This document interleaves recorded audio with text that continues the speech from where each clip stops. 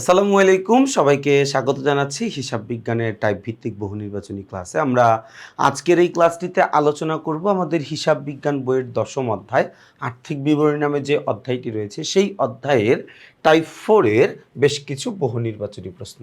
আমরা টাইপ 4 এ আলোচনা করব সম্পদ, দায়, সমন্বয় এবং আমাদের যে হিসাব বিজ্ঞানের বেশ কিছু নীতিমালা রয়েছে সেই নীতিমালাগুলো নিয়ে, এবং আমরা এই টাইপ 4 এ আমাদের এই অধ্যায়ের ৬৮ থেকে ৯১ সিরিয়ালের বহু নির্বাচনী প্রশ্নগুলো আলোচনা করবে ইনশাআল্লাহ।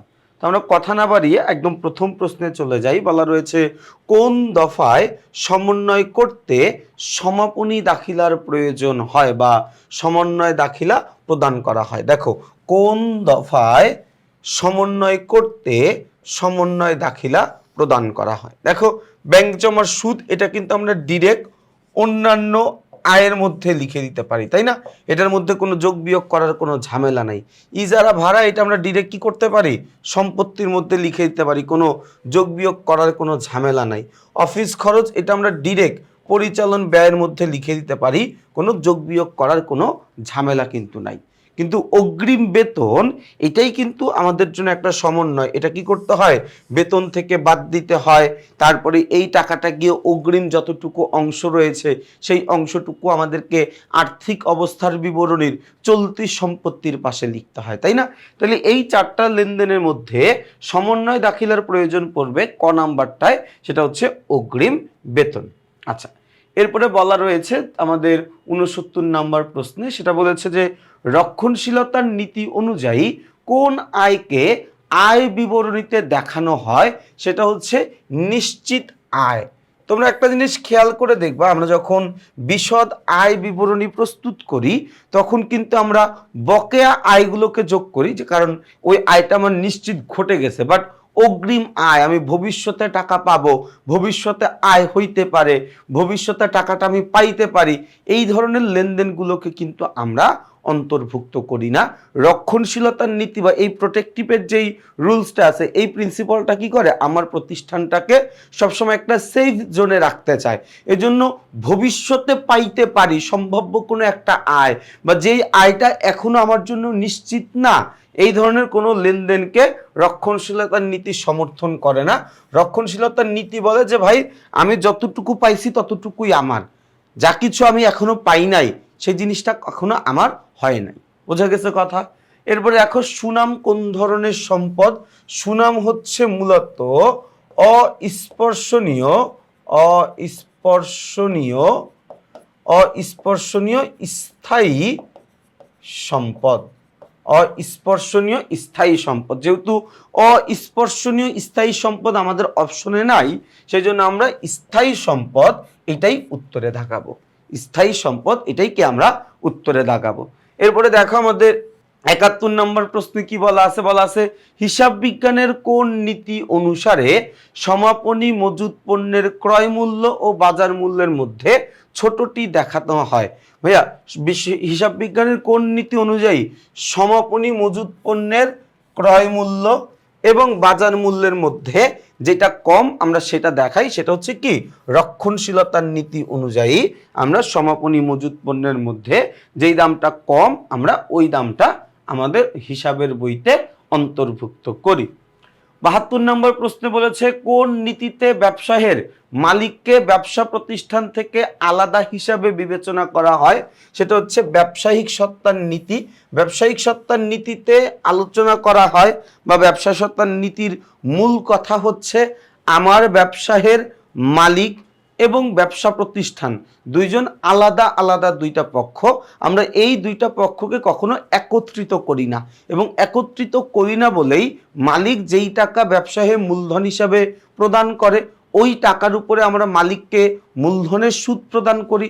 আবার মালিক যদি ব্যবসায় থেকে কোনো টাকা উত্তোলন করে সেইখান থেকে কিন্তু আমরা মালিকের কাছ থেকে উত্তোলনের সুদও আদায় করি। তার মানে মালিক এবং ব্যবসা প্রতিষ্ঠান দুইটাকে আমরা আলাদা করতে পারছি বলেই কিন্তু এই জিনিসটা করা সম্ভব হচ্ছে।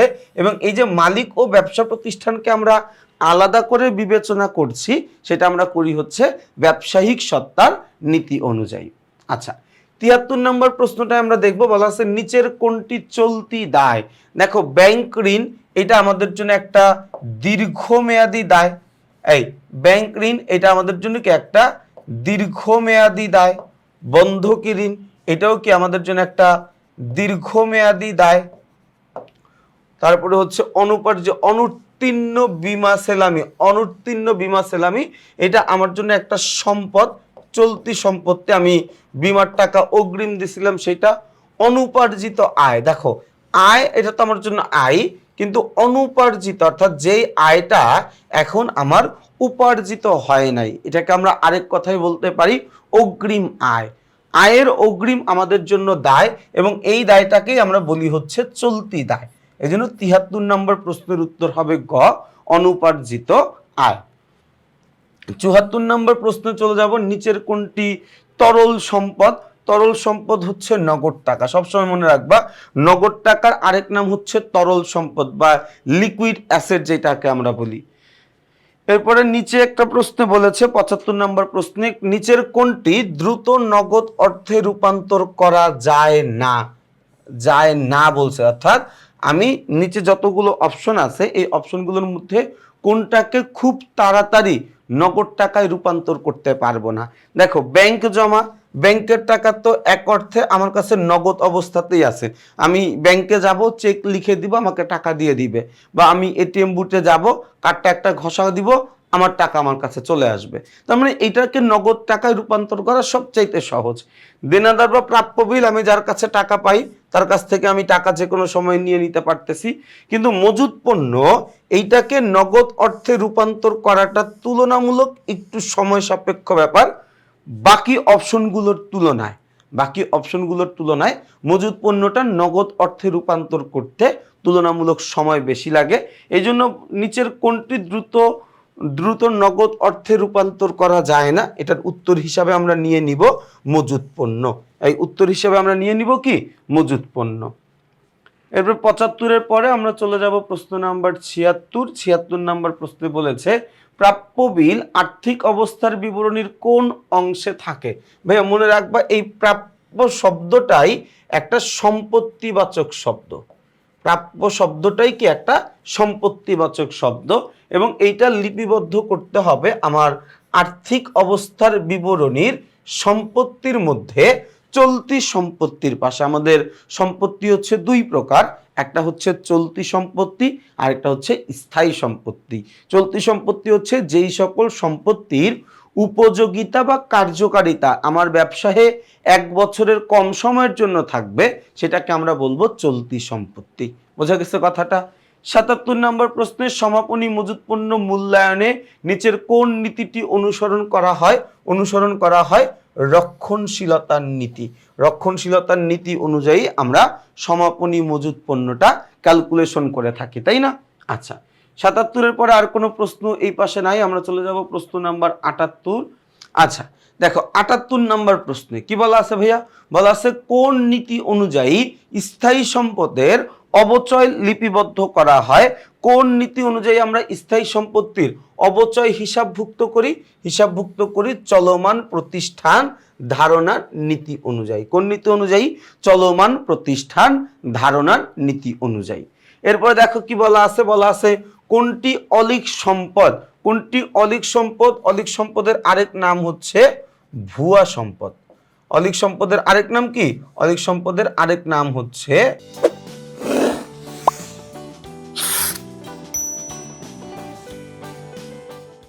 ভুয়া সম্পদ, তাই না? তাহলে কোনটি অলিক সম্পদ? উত্তর হচ্ছে বিলম্বিত বিজ্ঞাপন। উত্তর কি? উত্তর হচ্ছে বিলম্বিত বিজ্ঞাপন। এরপর দেখো আমাদের ৮০ নম্বর প্রশ্নে কি বলা আছে অনাদায়ী পাওনা সঞ্চিতি কোন নীতির ভিত্তিতে আর্থিক বিবরণীতে দেনাদার থেকে বাদ দিতে হয়? অনাদায়ী পাওনা সঞ্চিতি আমরা ধার্য করি রক্ষণশীলতার নীতি অনুযায়ী এবং এই নীতি অনুযায়ী আমরা দেনাদার থেকে অনাদায়ী পাওনা সঞ্চিতি এই জিনিসটা আমরা বাদ দিয়ে তারপরে লিপিবদ্ধ করি, তাই না? আচ্ছা, চলে যাব প্রশ্ন নাম্বার ৮১। ৮১-তে বলা রয়েছে ব্যবসায়িক সত্তার নীতি অনুযায়ী মালিকের নামে হিসাব রাখা হয় না। মালিক কর্তৃক উত্তোলন তার নিজস্ব খরচ। মালিক কর্তৃক প্রদত্ত মূলধন ব্যবসায়ে সম্পদ বলে বিবেচিত হয়। দেখো আমাদের ব্যবসায়িক সত্তার নীতি অনুযায়ী মালিকের নামে হিসাব রাখা হয় না।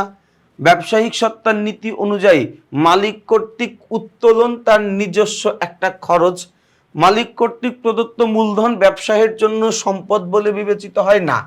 মালিক কর্তৃক মূলধন এটা ব্যবসায়ের জন্য একটা দায়, এটা ব্যবসায়ের জন্য একটা অন্তদায়, এটা ব্যবসার জন্য কি একটা অন্তদায়, তাই না? তাহলে 3 নম্বর অপশনটা সত্য না। তাহলে উত্তর হচ্ছে 1 ও 2। 1 ও 2 কোথায় আছে ভাইয়া? 1 ও 2 আছে হচ্ছে ক নাম্বারে। তাহলে আমাদের প্রশ্নের উত্তর হচ্ছে ক। প্রশ্নের উত্তর কি? প্রশ্নের উত্তর হচ্ছে ক। কোন নীতির ভিত্তিতে আমরা ভবিষ্যতের সকল সম্ভাব্য ব্যয়কে, কোন নীতির ভিত্তিতে আমরা ভবিষ্যতের সকল সম্ভাব্য ব্যয় বা ক্ষতিকে হিসাবভুক্ত করি? এটার উত্তর হচ্ছে রক্ষণশীলতার নীতি অনুযায়ী। দেখো, আয় আর ব্যয়ের ক্ষেত্রে রক্ষণশীলতার নীতিটা কি? আয়ের ক্ষেত্রে হচ্ছে যেই আয়টা শুধুমাত্র আমার অর্জিত হয়েছে, আয়ের ক্ষেত্রে রক্ষণশীলতার নীতি হচ্ছে আমার যেই আয়টা অর্জিত হয়েছে আমি শুধুমাত্র ওই আয়টা লিপিবদ্ধ করব। ব্যয়ের ক্ষেত্রে আমার রক্ষণশীলতার নীতি হচ্ছে আমার ভবিষ্যতের সম্ভাব্য সকল ব্যয়, ভবিষ্যতের সম্ভাব্য সকল ক্ষতিকে আমরা লিপিবদ্ধ করব। আচ্ছা, এরপর আমরা চলে যাব 82-র পরে 83 নম্বর প্রশ্ন। 83 নম্বর প্রশ্নে কি বলা হয়েছে? হিসাব বিজ্ঞানের কোন নীতি অনুসারে, হিসাব বিজ্ঞানের কোন নীতি অনুসারে দায়ের বিপরীতে সঞ্চিতি ধরা অনুচিত? হিসাব বিজ্ঞানের কোন নীতি অনুসারে আমরা দায়ের বিপরীতে সঞ্চিতি ধরাটাকে অনুচিত বা দৃষ্টিকটু হিসাবে আমরা বিবেচনা করি? সেটা হচ্ছে রক্ষণশীলতার নীতি অনুযায়ী আমরা আসলে দায়ের উপরে সঞ্চিতিটা ধরতে পারি না। যেমন আমরা পাওনাদারের বাট্টা সঞ্চিতি ধরি, এই জিনিসটা আসলে আমাদের ধরাটা যুক্তিসঙ্গত না বা উচিত কোনো কাজ না। কি অনুযায়ী? রক্ষণশীলতার নীতি অনুযায়ী। আচ্ছা, এরপরে বলা রয়েছে কোন নীতি অনুযায়ী ব্যবসায়ের নির্দিষ্ট কোনো আয়ুষ্কাল নেই? সেটা হচ্ছে চলমান নীতি।